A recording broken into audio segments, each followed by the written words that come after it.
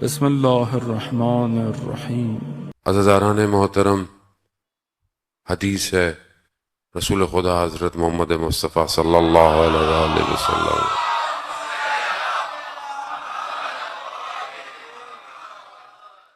رسول خدا ارشاد فرماتے ہیں کہ اگر تم یہ دیکھنا چاہتے ہو کہ خدا کے نزدیک تمہاری منزلت کیا ہے، تمہارا مقام کیا ہے، تو تم اپنے آپ کو دیکھو کہ خدا کی منزلت تمہارے سامنے کیا ہے۔ یعنی اگر انسان چاہتا ہے کہ خدا کی بارگاہ میں دیکھے کہ اس کا کیا مقام ہے، تو وہ خدا اس کے لیے کیا ہے وہ اپنے آپ کو دیکھے۔ اب یہ انسان جب متوجہ ہوتا ہے، اور یہی ایک اور حدیث جو اس کی تفسیر کرتی ہے کہ فقط عرف نفسہ عرف ربہ، جس نے اپنے نفس کی معرفت حاصل کی اس نے اپنے رب کو پہچانا ہے۔ خدا انسان ہے، انسان بہت سی چیزوں کو باہر ڈھونڈتا ہے، جگہوں پہ ڈھونڈتا ہے، چیزوں میں ڈھونڈتا ہے، اور خدا کے لیے بھی انسان بہت کوشش کرتا ہے۔ بہت سارے لوگ پتہ نہیں کیا کیا سیکھ رہے ہوتے ہیں، دیکھ رہے ہوتے ہیں کتابوں میں کہ خدا اور خدا کی وحدانیت کو دیکھیں۔ بڑے بڑے سائنٹسٹ، فزیشین جو ہے وہ انہی ریسرچ میں اور تلاش میں خدا کو پا لیتے ہیں۔ جب وہ ایسے نتائج پہ پہنچتے ہیں کہ جہاں ان کی عقلیں بند ہو جاتی ہیں اور وہ مجبور ہو جاتے ہیں کہ کوئی ہے جو کائنات کے نظام کو بہت سسٹمیٹک چلا رہا ہے، وہ کوئی اور نہیں ہے، وہی خدا ہے۔ کوئی اسے انرجی کہے، کوئی اسے صرف شعور کہے، لیکن حقیقتاً جب انسان اپنی طرف آتا ہے اور جب اپنے اطراف میں ادیان کو دیکھتا ہے، اور ہر دین اپنی طرف دعوت دے رہا ہے، گو کہ جتنے بھی الہی دین ہے ان کی ایک چیز ایک ہی ہے، تھوڑی بہت تعریف ہو گئی، تحریف ہو گئی، وہ بھی انسان کی وجہ سے، ورنہ ہر نبی کا ایک ہی پیغام تھا، اور وہ خدا کو پہچانو۔ کوئی نبی یہ نہیں کہنے آیا کہ مجھے پہچانو، یہ میری عبادت کرو، نہیں۔ آپ سامنے کسی نبی کا نعوذ باللہ کسی نے بت نہیں بنایا، بلکہ نبی آئی بتوں کو توڑنے کے لیے تھے۔ تو اس کی وجہ کیا ہے؟ اس کی وجہ ہے کہ جب انسان رب کے لیے کام کرے تو سب پہلے اسے اپنے آپ کو مٹانا پڑتا ہے، چیز خدا کے لیے انجام دی۔ ہم اپنی زندگی میں دیکھیں کہ ہماری زندگی میں جو کام ہے روزمرہ، وہ خدا کے لیے کتنے ہیں اور اپنی ذات کے لیے کتنے ہیں۔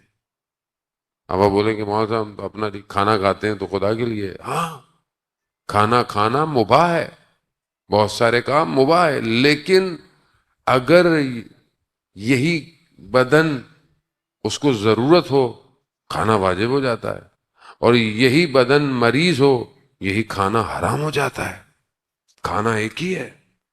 اب یہاں ضروری ہے کہ انسان اپنے آپ کو پہلے دیکھے کہ وہ خود کس طرف جا رہا ہے، اس کا ہر عمل، اس کا کردار، اس کا ارادہ، اس کی سوچیں، اور یہی چیز پھر اس کی زندگی پر اثر ڈالنا شروع کر دیتے ہیں۔ آج معاشرہ جو پریشان اور اضطراب میں ہے، آج اکثر لوگ یہی کہتے ہیں بہت مشکلات ہیں، بہت پریشانیاں ہیں، بہت گھرے ہوئے ہیں۔ یہ مشکلات، یہ پریشانیاں ہماری اپنی بنائی ہوئی ہیں، خدا نے نہیں بنائی۔ جس معاشرے میں آج ہم کھڑے ہیں یہ معاشرہ ہم نے بنایا ہے۔ خدا نے تو دین بھیجا، اس پہ عمل کرو، آسانی ہے، لیکن کیونکہ ہم خدا کے دین کو اپنی مرضی کے لیے استعمال کرتے ہیں تو یہ مشکلات ہوں گی۔ ہمارا دین صرف ایک مخصوص حصے تک ہے، بس۔ ہم باہر، ہم مسجد میں، امام بارگاہ میں دیندار ہیں، لیکن ہم اپنے گھر میں، اپنے کام میں، اپنے کاروبار میں، تو وہاں ضروری ہے کہ انسان اپنے آپ کو سکین کرے اپنے نفس اور اپنے ارادے کو. مولا متقیان حضرت علی ابن ابی طالب علیہ السلام صلی اللہ محمد وآلہ. امام ارشاد فرماتے ہیں کہ انسان کی جو قیمت ہے وہ اس کا ارادہ ہے. اب آپ کا اور میرا ارادہ کیا ہے؟ اب آج کا جوان جو ہے اس کے ارادے کیا ہیں؟ ماں باپ کہتے ہیں ہاں بیٹا کیا ارادہ ہے؟ مسکرا رہے ہیں جوان. ارادہ کیا ہے؟ اب انسان کے اپنے ارادے کیا ہیں؟ کیا ارادہ ہے کہ میں جان توڑ کوشش کر لوں ایک آئی فون لے لوں، تو پھر کیا ہوا؟ قیمت یہی ہے. انسان کی قیمت یہی ہے. میں پوری کوشش کر لوں، خدا نہ خواستہ اللہ نہ کرے کہ کوئی گناہ ہو جائے، تو پھر انسان کی قیمت کیا ہے؟ یہی ہے. انسان اپنی تنہائی اپنی خلوت میں وہ خدا نہ خواستہ نامحرم پر نگار، وہ انسان کی قیمت کیا ہے؟ یہ قیمت ہے. یعنی انسان اتنا گر چکا ہے کیونکہ ظاہری انسان ترقی یافتہ ہے. اگر آپ دیکھیں تو آج آپ دیکھیں کہ انسان کتنی ترقی کر گیا. آج آپ مجلس لائیو جاری ہے، آرٹیفیشل انٹیلیجنس ہیں، رپورٹس آ گئے ہیں، پوری دنیا الیکٹرانک ہو گئی ہے، سارے کام ایسے ہو گئے ہیں. لیکن یہ ظاہر میں جو ترقی ہے، لیکن آج کا مگر جو انسان ہے وہ حیوان بن چکا ہے. اس کی وجہ یہی ہے کہ اس نے اس مکتب کو چھوڑ دیا ہے جو مکتب اس کی ہدایت کے لیے ہے. ہم بھی جو ہے وہ بعض جگہوں پر موسم اور حالات کی وجہ سے جو ہے وہ اچھے ہو جاتے ہیں. آپ کو نہیں کہہ رہا، خدا نہ خواستہ دوسرے لوگوں کو کہہ رہا ہوں، وہ انسان ہو جاتا ہے. لیکن یہی ارادہ اس کو موٹیویٹ کرتا ہے، چاہے وہ اچھا کام کرنا ہو، چاہے خدا نہ خواستہ برا کام کرنا ہو. اور خدا کا نظام ایسا ہے کہ جو آپ ارادہ کرتے ہیں اللہ اسباب پیدا کرنا شروع کر دیتا ہے. ایک انسان نیت کرے، ارادہ کرے، تو اللہ اس کے لیے اسباب بھی پیدا کرنا شروع کر دیتا ہے. اولیاء خدا جو اپنی زبان سے کہتے تھے وہ ہو جاتا تھا. کیسے ہو جاتا تھا؟ کیونکہ ارادے مضبوط تھے. آغا دولابی بہت بڑے عارف تھے، مجلس پڑھ رہے تھے، دو شخص کہتے ہیں ہم کم سے تہران گئے، پہنچے وہاں پہ تو انہوں نے مجلس سے پہلے ہی بول دیا کہ ایک سید ضرورت مند ہے، جتنے پیسے تمہارے پاس ہیں سب دے دو. اب ہر کوئی جو بھی تو میں بھی نکال رہا تھا، تو میں نے اپنے برابر والے سے بولا کہ تھوڑے پیسے رکھ لیتے ہیں، واپسی کا کرایہ کیا کریں گے. یہ میں نے ابھی بولا اور وہ دور تھے، انہوں نے سن لیا، کہا کہ جو میں نے کیا کہا ہے سب رکھ لو، واپسی کی سواری مل جائے گی. ہم نے سارے رکھ دیے. مجلس کے بعد باہر نکلے تو کہا ایک نئے ماڈل کی گاڑی آئی، کہا کہ میں کم جا رہا ہوں، چلنا ہے. ارادہ، جس کا ارادہ مضبوط ہو اور جس کے ارادے الہی ہوں، وہ پھر کائنات کو اپنی مرضی سے مسخر کر لیتے ہیں. ان کے لیے یہ چیزیں کوئی مشکل نہیں رکھتی کہ کب کہاں کیسے ایک ہی وقت میں کئی جگہ پہنچ جائیں، کیا فرق پڑتا ہے. جب دل چاہے جس کو جو ہے وہ اپنی بات سنا دیں، کوئی فرق. ارادے، عزاداران محترم، کربلا والوں کے ارادے مضبوط تھے، آج تک دشمن ان سے گھبرا رہا ہے. ان کے ارادے تھے نا، یہ ان کے ارادے کیا تھے؟ خب ہم امام کو نہیں چھوڑیں گے. یہ ان کا ارادہ تھا، یہی ان کی قیمت تھی. یعنی ان کا ارادہ یہ تھا کہ ہم اپنے آپ کو اپنے امام پر قربان کر دیں گے، سب کچھ ہمارا امام ہے. اللہ نے ان کی قیمت اتنی بڑھا دی کہ آج ہم ہر نماز کے بعد السلام علیکہ یا اصحاب الحسین کہتے ہیں. یہ ارادہ ہے. مگر آج دنیا ہمیں کن ارادوں کی طرف لے کے جا رہی ہے؟ وہ بھی تو دنیا کے بندے. امام خود فرماتے ہیں نا کہ دین تمہارے منہ میں رکھا ہوا نوالا ہے، جب تم پر بنتی ہے اس کو نکل لیتے. یعنی ہم دنیا کے بندے، ہمارا ارادہ دنیا ہے. علامہ تقی جعفری کا واقعہ میں کئی دفعہ تکرار کر چکا ہوں، اور مشہد مقدس میں مولا کے حرم میں دفن ہیں، بہت بڑے فلاسفر تھے، انسان کی قیمت پر کانفرنس تھی، ویلیو آف اے ہیومن، پوری دنیا سے لوگ آئے ہوئے تھے، سب نے اپنے اپنے آرٹیکلز پیش کیے، ان کی باری آئی، یہ بھی کھڑے ہوئے، انہوں نے کہا کہ انسان کی قیمت اس کا ارادہ ہے، اگر وہ 2 کمرے کے فلیٹ میں چاہتا ہے تو یہی اس کی قیمت ہے، ایک لوہے کی گاڑی چاہتا ہے یہی اس کی قیمت ہے۔ یہ کہا، نیچے اتر گئے، لوگوں نے بڑی تالیاں بجائیں، کھڑے ہو گئے، ایک جملے میں انسان کی قیمت بنا دی۔ واپس گئے، کہا یہ میرا کال نہیں ہے، یہ 1400 سال پہلے رسول کے وصی یہ فرما گئے تھے۔ اب یہی چیز ہے عزادارن موت، اگر آج کا جوان یہ چاہتا ہے کہ وہ اپنے وقت کے امام کا سپاہی بنے، اگر چاہتا ہے، اگر اس کا ارادہ ہے، تو یہ اس کی قیمت ہے، اس کی قیمت ہے۔ اگر واقعاً ارادہ ہے کہ میں اپنے امام کا ساتھ دوں گا تو پھر آپ کی قیمت لگ گئی۔ مصر کے بازار میں یوسف کو خریدا گیا، آپ کو بھی اس دنیا کے بازار میں خرید لیا جائے گا۔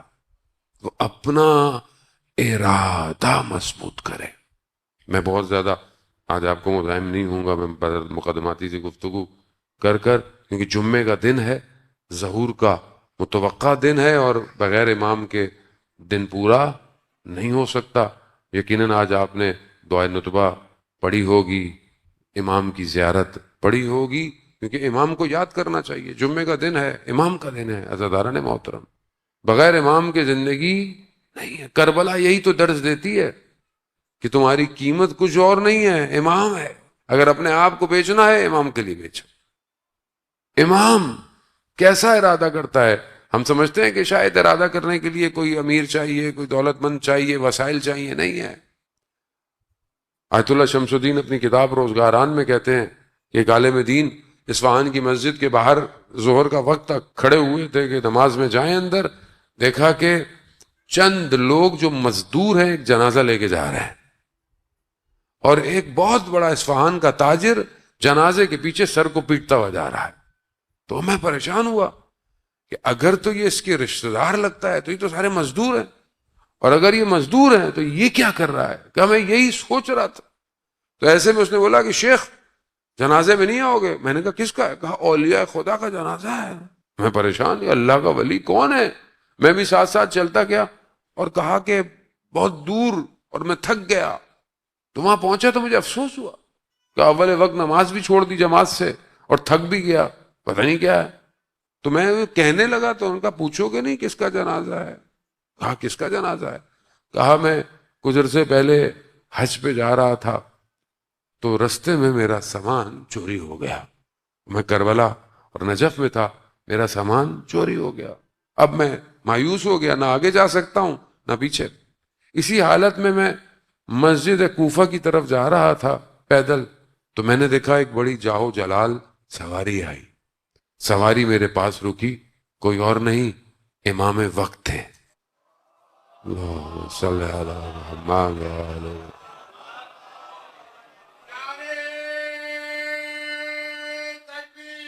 اللہ اکبر یا رسول اللہ۔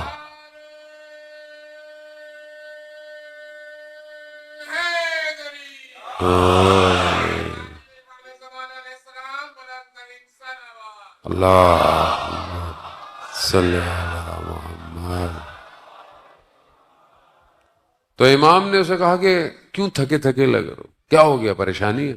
کہا بس مولا وہ سفر کی تھکاوٹ ہے۔ کہا نہیں کوئی اور وجہ ہے؟ ہاں مولا سامان چوری ہو گیا ہے، میں اب حج پہ کیسے جاؤں؟ تو امام نے ایک آواز دی، ہالو، جیسے ہی بولا تو دیکھا ایک شخص نمودار ہوا۔ اس تاجر نے دیکھا یہ تو ہمارے اصفہان کے بازار کا وہ شخص ہے جو سامان اٹھاتا ہے، یہ کدھر سے آ گیا؟ لیکن یہ اصلا سوچ نہیں سکتا تھا کہ وہ کہاں۔ تو امام نے کہا کہ اس کا سامان جو کھو گیا ہے اس کو لا کے دو اور اسے حج پہ لے کے جاؤ۔ کہا یہ کہا اور امام کی سواری چلی گئی۔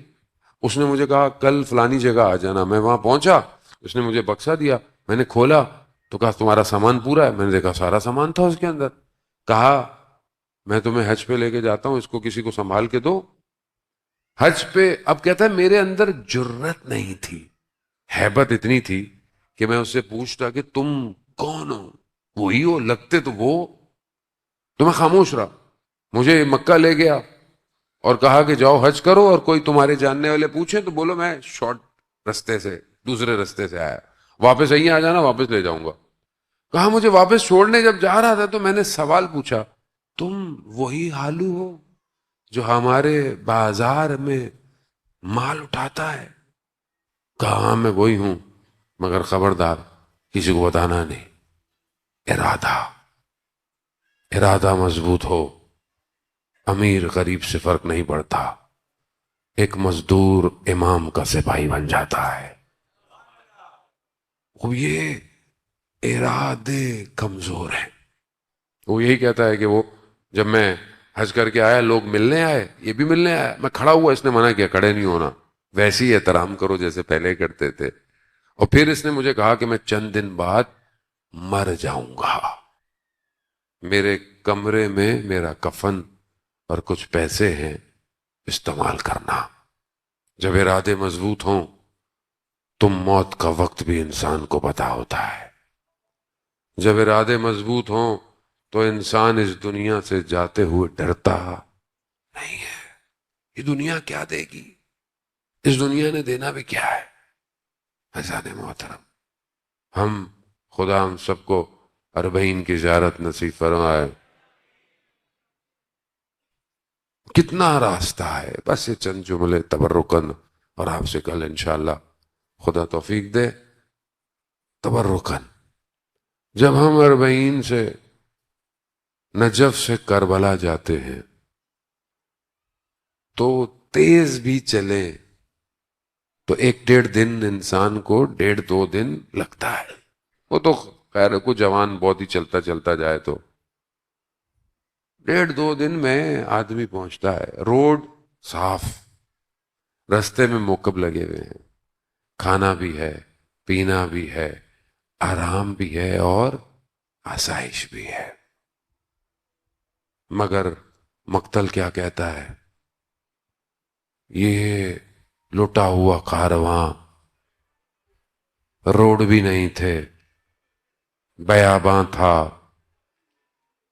پتھر تھے, خاردار کانٹے تھے, یہ کارواں 1 دن میں پہنچا ہے. 1 دن میں سوچ سکتے ہیں, گھوڑوں پہ اونٹوں پہ کجاوے نہیں تھے, تیز تیز دوڑاتے جاتے تھے, اور ساری بیویاں اونٹوں پہ سوار نہیں تھی. اللہ اکبر. ہاتھوں میں رسیاں تھیں, اور نہ جانے بعض کہتے ہیں کہ ایک رسی میں کتنے لوگ بندھے ہوئے تھے. خدا آپ کو اس کا اجر دے. بہرحال یہ ایام اسارت کے ایام ہیں. آپ نے بڑی عزاداری کی کراچی والے.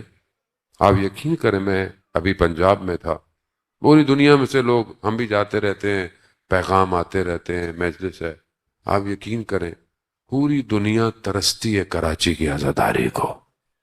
کراچی والے جو امام حسین کی عزا مناتے ہیں کوئی نہیں مناتا. بہت آپ نے عزاداری کی, خدا اس کو قبول کرے. خدا آپ کو کوئی غم نہ دے سوائے غم حسین کے. بس عزاداران محترم, رستے میں کئی ایسے مقام آئے جہاں بی بی زینب نے بھائی کے سر کو دیکھا. کوفہ پہنچنے میں بہت تیزی سے بس یہ چند جملے کا کر رہا ہوں. کئی مقامات آئے, بھائی کے سر کو دیکھا, اور کچھ مقام پہ بہن نے بھائی کو مخاطب کیا کہ بھائی اگر مجھ سے بات نہیں کر سکتے تو اس چھوٹی سی بچی سے بات کر لو. اللہ اکبر. جانتے ہیں نا کس طرح واپس کربلا لے جاؤں آپ کی آہو بکا، خدا آپ کو اس کا اجر دے، واپس کربلا چلتے ہیں، روزے عاشور ہے، امام ودا ہو چکے ہیں، سواری چل رہی ہے، سواری چل نہیں پا رہی، کیا امام نے دیکھا ایک بچی ہے لپٹی ہوئی ہے، کیوں لپٹی ہوئی ہے؟ بابا جو گیا واپس نہیں آیا۔ بس عزاداران محترم، جب امام نے دیکھا نا بچی نیچے اترے، بیٹی کو گلے لگایا، خدا آپ کی بیٹیوں کو سلامت رکھے، جس کی چھوٹی بچیاں ہوتی ہیں جب گھر جاتے ہیں گلے لگتی ہیں نا بابا، اور جب جا رہے ہوتے ہیں تبھی بھی گلے لگتی ہیں بابا۔ بس بچی گلے لگی، بچی گلے لگی، کہا بابا۔ جب بچی کو یقین ہو گیا نا کہ اب بابا نہیں آئے گا، تو مقتل کہتا ہے بچی نے جملہ کہا، بابا ہمیں مدینہ واپس چھوڑ آئے۔ امام نے کہا بیٹا اب دیر ہو گئی، بس عزادار میں زیادہ مصائب نہیں پڑھوں گا، آگے دن ہے، بس چند جملے کہنے ہیں۔ امام کی سواری جا رہی ہے، بچی حسرت بھری نگاہوں سے دیکھ رہے ہے۔ اللہ، کسی کا باپ اس غربت کے عالم میں اس بچی کو چھوڑ کے نہ جائے، دیکھ رہی ہے، جا رہا ہے، جا رہا ہے۔ بس عزاداران محترم بڑی تیزی سے روزے عاشور، عصر عاشور، امام زین سے زمین پر آئے، جس کے پاس لکڑی تھی، جس کے پاس نیزے تھے، جس کے پاس پتھر تھے، جس کے پاس تلواریں تھی، سب پہنچے۔ بچی سے صبر نہیں ہوا، بچی نے خیمے چھوڑے، بچی گئی اپنے بابا کو سنبھالنے۔ میرا سلام ہو، بیٹیاں باپ کے جنازوں پر زینت ہوتی ہیں، مگر اسے پیار سے نہیں اٹھایا گیا، اسے تماچوں تازیانوں سے جدا کر دیا۔